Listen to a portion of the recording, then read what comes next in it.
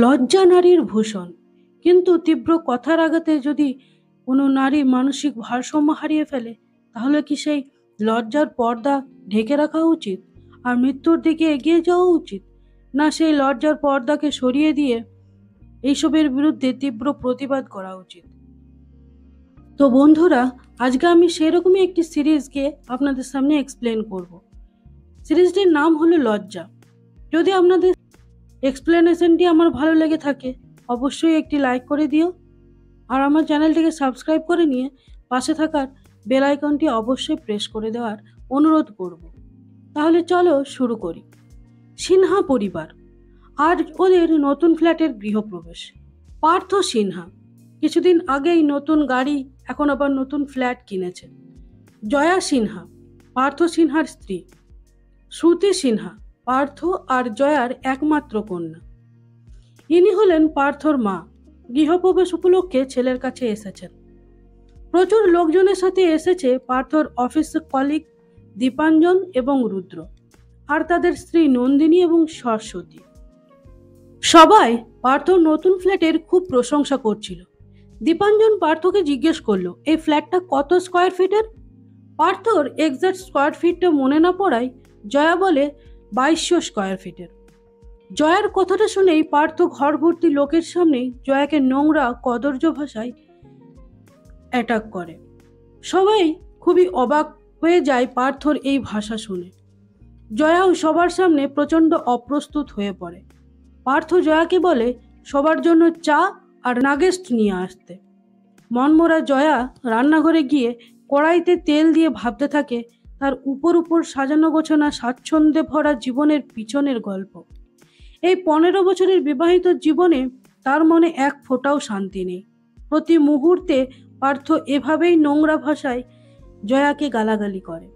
এই সংসারে তার ন্যূনতম সম্মানটুকুও নেই। এইসব ভাবতে ভাবতে সে ভুলেই যায় যে সে কড়াইতে তেল চাপিয়েছিল। জয়ার সম্বিত ফিরে মেয়ে শ্রুতির চিৎকারে। তেলটা পুড়ে তখন গোটা ঘর ধোঁয়ায় ভরে গেছে। শ্রুতি তার মায়ের উপর চিৎকার করে চিমনিটা অন করে দিয়ে চলে যায়। আমরা জানতে পারি জয়া খুব সুন্দর ছবি আঁকে, কিন্তু পার্থর কাছে সেটা ঘরে বসে অকাজ ছাড়া আর কিচ্ছু নয়। এরপর নন্দিনী আর শাশ্বতী উঠে যায় জয়াকে হেল্প করতে। দীপাঞ্জন কথায় কথায় পার্থকে জিজ্ঞেস করে, জয়া এখন একটা চাকরি করছে তাই না? পার্থ আবার ব্যাপারটাকে ছোট করে বলে, সেরকম কিচ্ছু না, একটা এনজিওতে সেলাই শেখানো, আচার বানানো শেখানো এসব করে। জয়ার কোনোদিনই চাকরি করবার ইচ্ছে ছিল না, কিন্তু শ্রুতি এখন হাই স্কুলে পড়ছে, তাই জয়ার এখন বাড়িতে বসে কি কাজ, তাই পার্থ তাকে এটা করতে বলেছে। দীপাঞ্জন বলল, একদিকে ভালোই হয়েছে, জয়া আগে চাকরি না করায় শ্রুতি ওর মার কাছেই থাকতে পেরেছে। আর ওরা তো হাজব্যান্ড ওয়াইফ দুজনেই কাজে বেরিয়ে যায়, তাদের বাচ্চা এক প্রকার আয়ার কাছেই মানুষ হচ্ছে।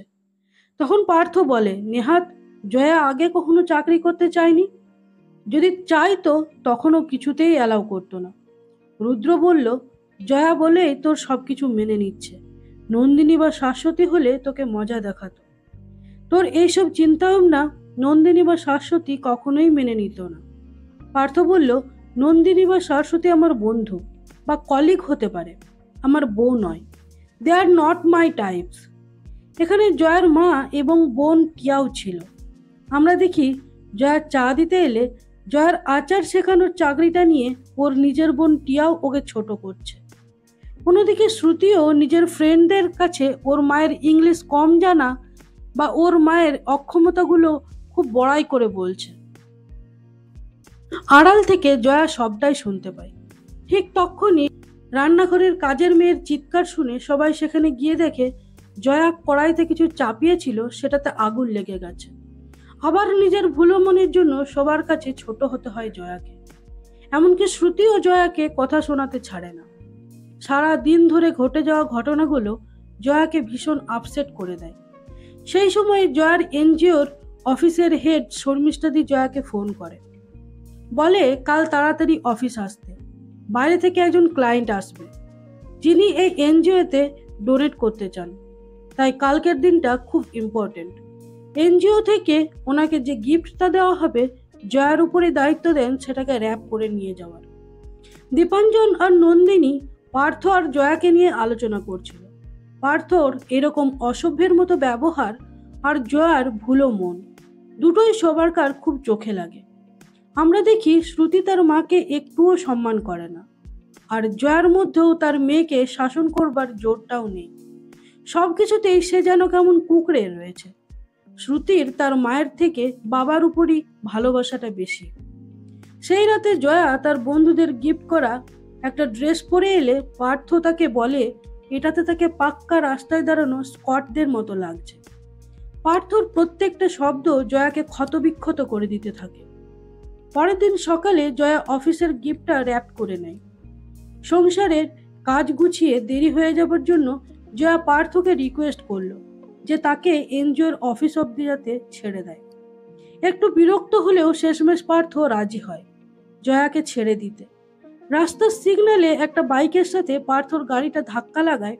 পার্থ গাড়ি থেকে নেমে সেই লোকটার সাথে সিন ক্রিয়েট করতে থাকে। জয়া গাড়ি থেকে নেমে পার্থকে রিকোয়েস্ট করে এসব বন্ধ করতে। তখন পার্থ রাস্তার এতগুলো লোকের সামনে প্রচন্ড খারাপ ভাষায় জয়াকে গালাগালি করে। এভাবে জয়া রাস্তার মাঝেই তার স্বামীর হাতে অপমানিত হয়ে ভয়ে কুঁকড়ে যায়। এই ঘটনার রেশ জয়া তার অফিসে গিয়েও মন থেকে সরাতে পারে না। অন্যদিকে এনজিওতে যার ডোনেট করার কথা তিনি সবার সাথে আলাপ করছিলেন। জয়াকে দেখে অফিস কলিগ মৌমিত্র বুঝতে পারে যে জয়ার কিছু একটা হয়েছে। মৌ জয়াকে জল দিতে গেলে নার্ভাস হয়ে জয়া জলটা উল্টে ফেলে। বাইরের লোকের সামনে ব্যাপারটা প্রচন্ড অপ্রস্তুতজনক হয়ে যায়। এরপর শর্মিষ্ঠাদি যখন জয়াকে গিফটটা আনতে বলে তখন জয়ার মনে পড়ে তার প্রত্যেকটা অপমান। জয়ার মনে পড়তে থাকে আজ ভরা রাস্তায় পার্থ তাকে কিভাবে কদর্য ভাষায় নিচে নামিয়েছে।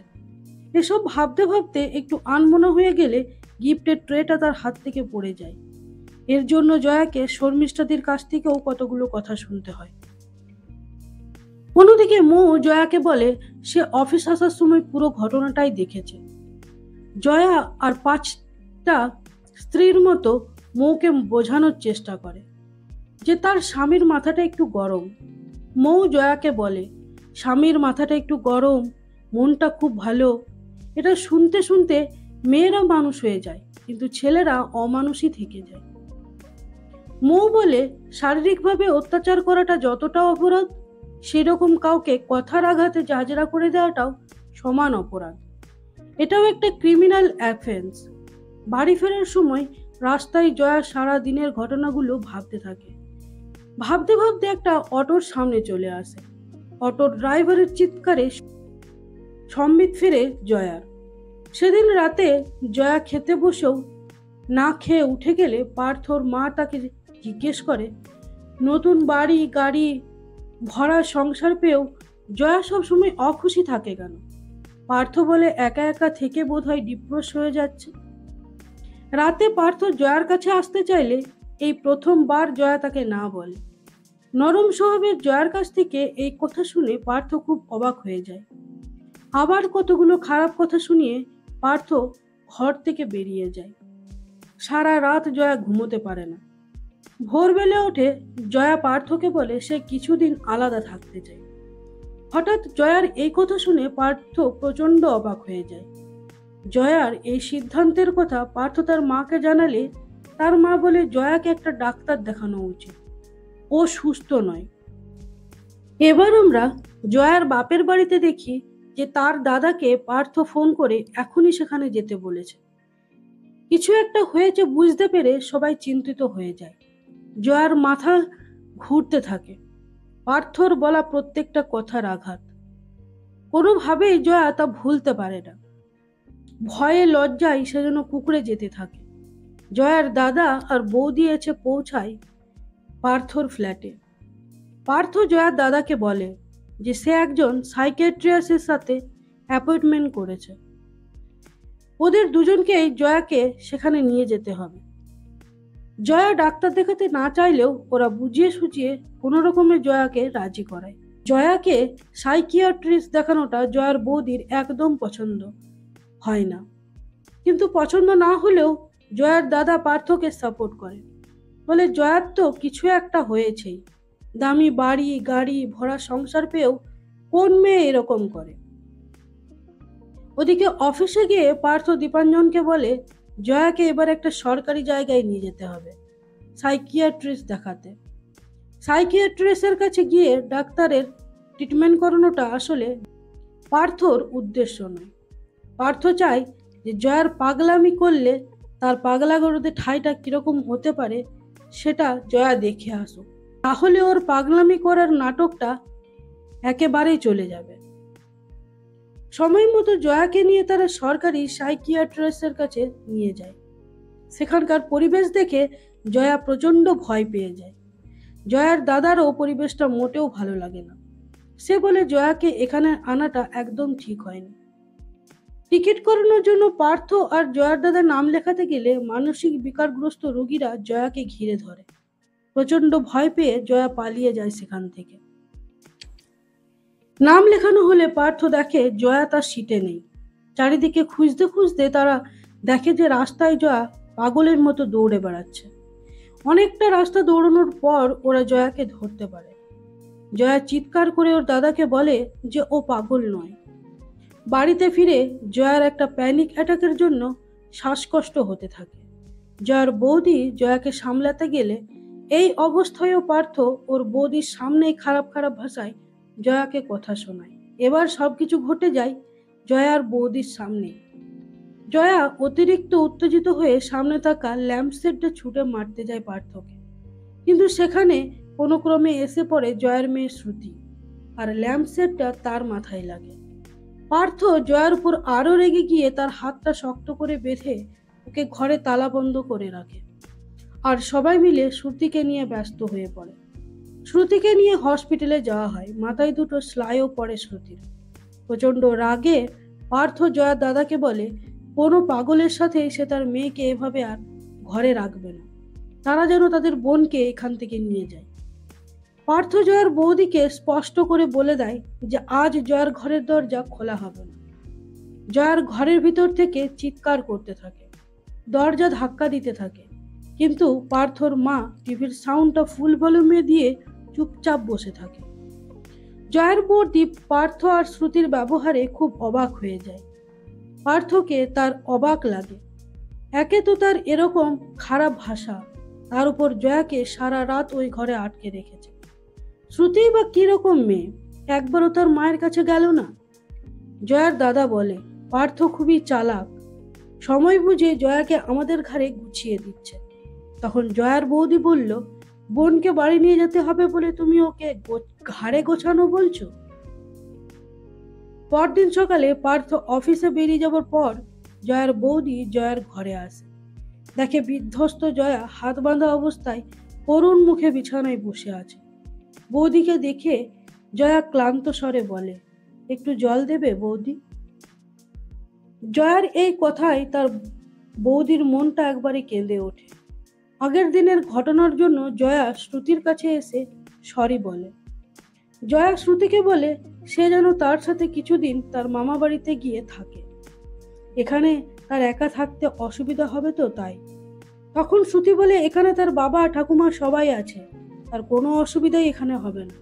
তাছাড়া তার মা তো স্বাভাবিক নয়, এ বাড়িতে তার মায়ের কারণে কোনো না কোনো অশান্তি লেগেই আছে, সে তার মায়ের সাথে যেতে চায় না। জয়ার দাদা আর বৌদি জয়াকে নিয়ে চলে যায়। জয়ার দাদা আর বৌদি জয়াকে একা নিয়ে এসেছে দেখে জয়ার মা বেশ অবাক হয়ে যায়।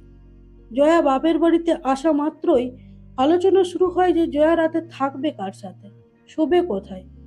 টিয়া বলে সে কিছুতেই তার দিদির সাথে রুম শেয়ার করতে পারবে না। জয়ার মা বলে যে তাদের বাবা অসুস্থ, সারা রাত জেগে থাকে, ওই একটা খাটের মধ্যে জয়া কোথায় শোবে। টিয়া পরিষ্কার বলে দেয় তার পক্ষে জয়ার সাথে রুম শেয়ার করা কোনোভাবেই সম্ভব নয়। আড়াল থেকে জয়া সবটাই শুনতে পায়। এরপর জয়া তার বাবার সাথে দেখা করে বলে, আমি বোধহয় আমার সব আপনজনদের থেকে বাতিল হয়ে যাচ্ছি বাবা। এরপর জয়া সবাইকে বলে যে একবার অফিসে আমাকে যেতেই হবে, বিকেলের মধ্যে সে ফিরে আসবে। জয়ার বৌদি জয়াকে কিছু খেয়ে যেতে বলাতে সে বলল কিছুই খাবে না।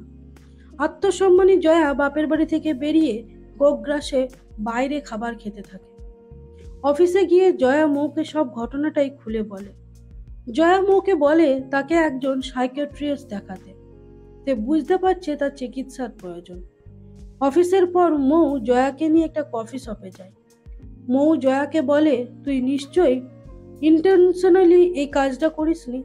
আমরা সবাই রাগের মাথায় এসব কাজ কখনো না কখনো করেই থাকি, তার মানে আমরা সবাই নিশ্চয়ই পাগল নই। মৌ জয়াকে বলে যে সে তার একজন সাইকোলজিস্ট বন্ধুর সাথে অ্যাপয়েন্টমেন্ট করেছে। জয়া বলে তিনি নিশ্চয়ই ওষুধ দেবেন। মৌ বলে যে ও সাইকোলজিস্ট, সাইকিয়াট্রিস্ট নয়। আগে কথা বলবে, তারপর ভেবে দেখবে যে কি করা উচিত। সাইকোলজিস্টের কাছে সব সব কথা খুলে বলতে হবে, নইলে কোনো লাভ হবে না। ওই ক্যাফেতে জয়ার পরিচয় হয় মৌয়ের ছোটবেলার বন্ধু অ্যাডভোকেট সূর্য রায়ের সাথে। সূর্য জয়াকে জিজ্ঞেস করে যে সে কি খাবে।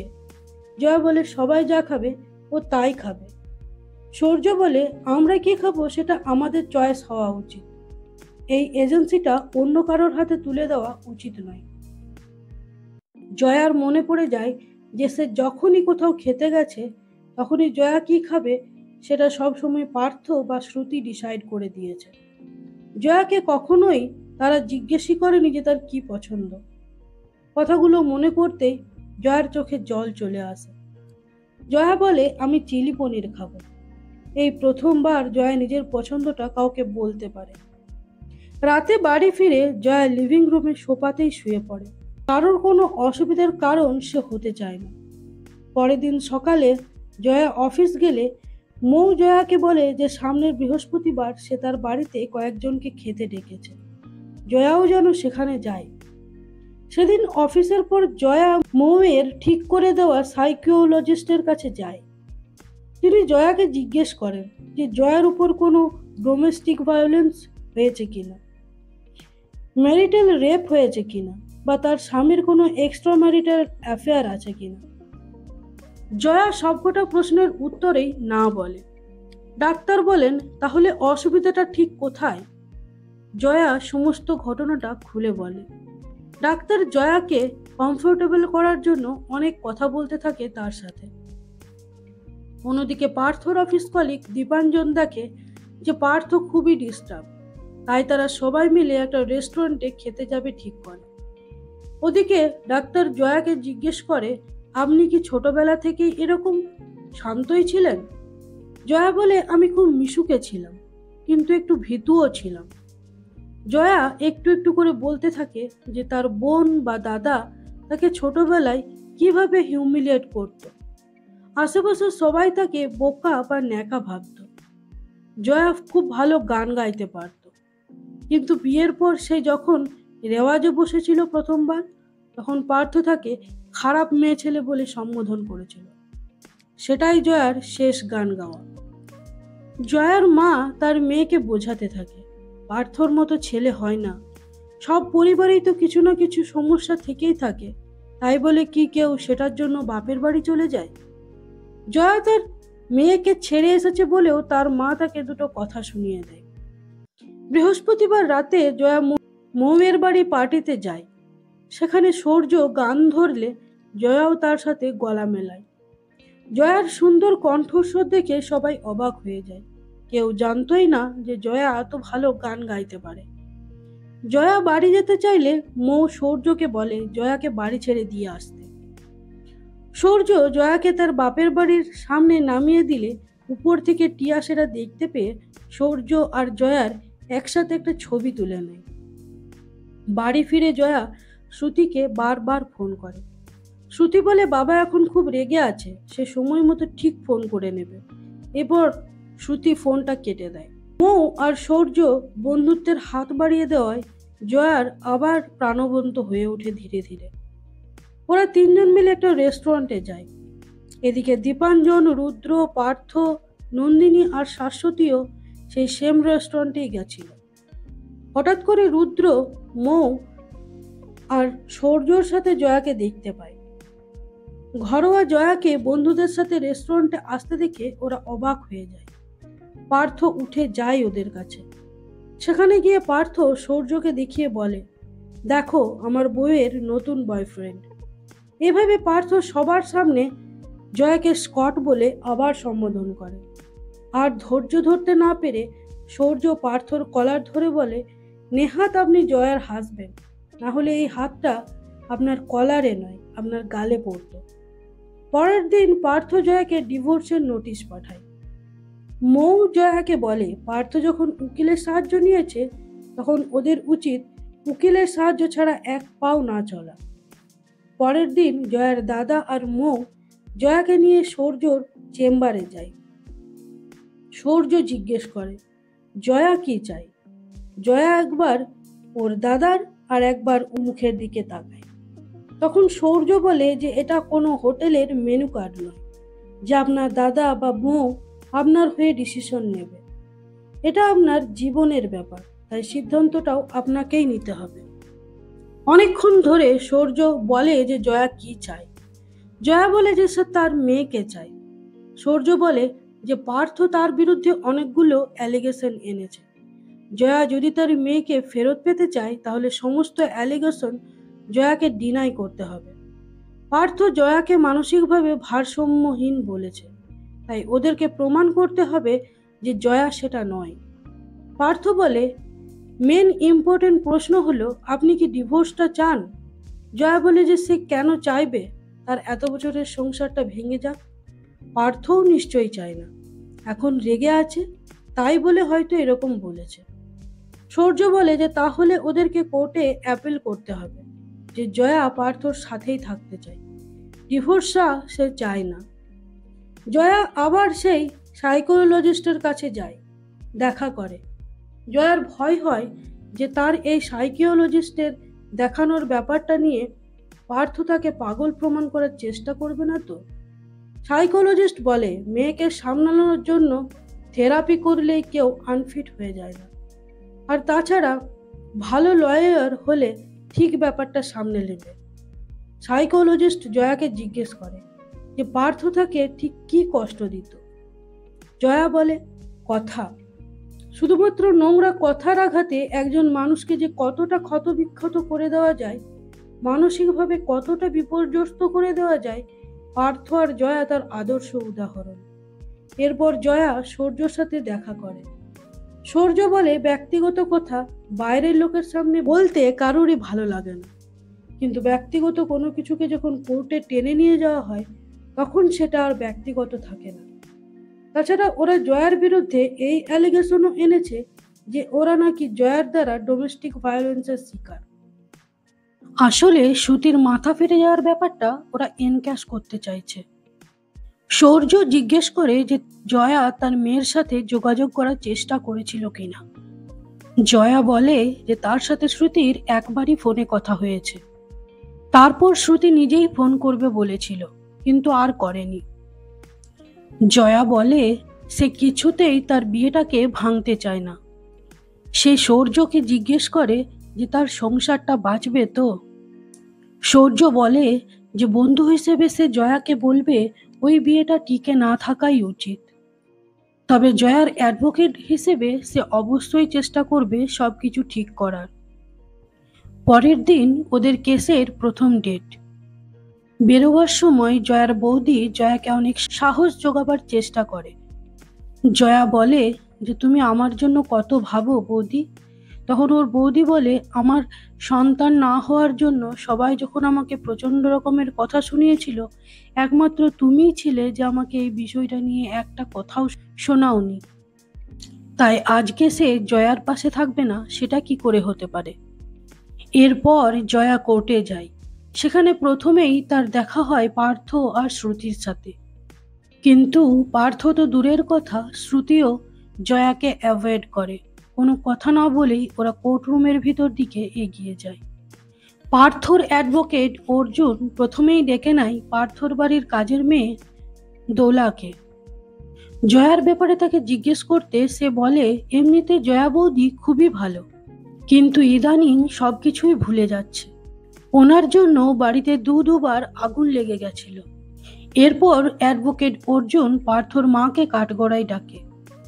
অর্জুন তাকেও জয়ার ব্যাপারে জিজ্ঞেস করলে তিনি বলেন, ছেলে বৌমার সংসারে তিনি কোনোদিনই নাক গলাতে চাননি, তাই তিনি তার দেশের বাড়িতে নিজের মতোই থাকেন।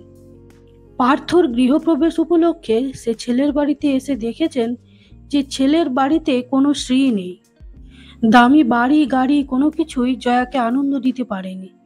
সবসময় জয়া কেমন জানি মনমরা হয়ে থাকে। এনজিও থেকে ফিরে সোজা নিজের ঘরে গিয়ে একা একা শুয়ে থাকে। অর্জুন জয়ার এই ভুলে যাওয়া আর তার কারণে বাড়িতে আগুন লাগার ব্যাপারটাকে হাতিয়ার করে জয়াকে মেন্টালি আনস্টেবল করার চেষ্টা করে। অর্জুন বলে, জয়া সিনহার ডোমেস্টিক ভায়োলেন্সের চার্জের আগেই প্রমাণ হয়ে যাচ্ছে তার মানসিক অসুস্থতা। সূর্য অবজেকশন জানিয়ে বলে, কোনো কিছু আদালতে প্রমাণ হবার আগেই তার ক্লায়েন্টকে মেন্টালি আনস্টেবল বলাটা অধিকারের বাইরে। সেদিন আদালত মুলতুবির পর সূর্য জয়াকে বলে, এরপর ওরা শ্রুতিকে কোর্টে তুলবে। শ্রুতি কাঠগড়ায় দাঁড়িয়ে কি বলবে সেটাই ভীষণ ইম্পর্টেন্ট। এরপর সূর্য জয়ার সাইকোলজিস্টের সাথে দেখা করেন। তিনি সূর্যকে বলেন যে দীর্ঘদিন ধরে ভার্বাল অ্যাবিউজের মধ্যে দিয়ে গেলে একজন নরম স্বভাবের মানুষের মনে এটার খুবই প্রভাব পড়ে। তার কনফিডেন্স ব্রেক হয়ে যায়। সেই মানুষটা ঠিক করে গুছিয়ে কথা বলতে পারে না, সবসময় মনমরা হয়ে থাকে। যে সিমটমগুলো জয়ার মধ্যে পুরোপুরিভাবেই রয়েছে। লক্ষ্য করলে দেখা যাবে যে জয়া কারোর চোখের দিকে তাকিয়ে কথা বলতে পারে না, অথচ অন্য কোনো দিকে তাকিয়ে প্রশ্ন করলে জয়া কিন্তু ঠিকঠাক উত্তর দেয়। সূর্য ওনাকে রিকোয়েস্ট করে যে কখনো দরকার পড়লে কোর্টে গিয়ে যেন উনি জয়াকে হেল্প করেন। সাইকোলজিস্ট ম্যাডাম এই ব্যাপারে সূর্যকে আশ্বস্ত করে। নেক্সট কেসের ডেটে অর্জুন শ্রুতিকে কাঠগড়ায় তুলে তার মায়ের ব্যাপারে জিজ্ঞেস করে। তখন শ্রুতিও জয়ার বিপক্ষেই সাক্ষ্য দেয়। শ্রুতি বলে তার মাকে তার স্বাভাবিক বলে মনেই হয় না। তার মা সবকিছুই ভুলে যায়। গ্যাসে খাবার চাপিয়ে ঘরে আগুন লাগিয়ে দিয়েছিল। তাকে টিফিন দিতে ভুলে যায়। একবার তো তাকে টিউশন থেকে আনতেও ভুলে গেছিল। শ্রুতির এই বলা কথাগুলো অর্জুনকে আরো এক ধাপ এগিয়ে দেয়।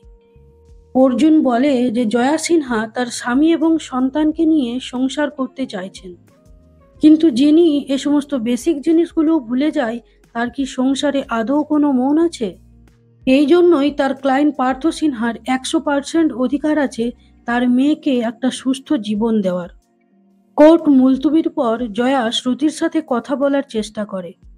তখন শ্রুতি তার মাকে বুঝিয়ে দেয় যে তার মাকে সে একটুও মিস করছে না আর সে তার বাবার সাথেই থাকতে চায়। এরপর পার্থ এসে শ্রুতিকে সেখান থেকে নিয়ে চলে যায়।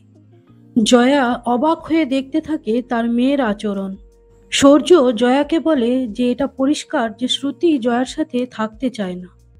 এবার কিন্তু জয়াকে পার্থর ভার্বাল অ্যাবিউজের ব্যাপারে মুখ খুলতেই হবে, না হলে ওরা কেসটা হেরে যাবে। জয়া এখনো ভাবতে পারছে না যে ভরা কোর্টে দাঁড়িয়ে সে এই সব কথাগুলো বলবে। তখন সূর্য বলে, কেন, আপনার কি লজ্জা করছে? ভরা কোর্টে দাঁড়িয়ে আপনাকে পাগল প্রমাণ করার চেষ্টা করা হচ্ছে।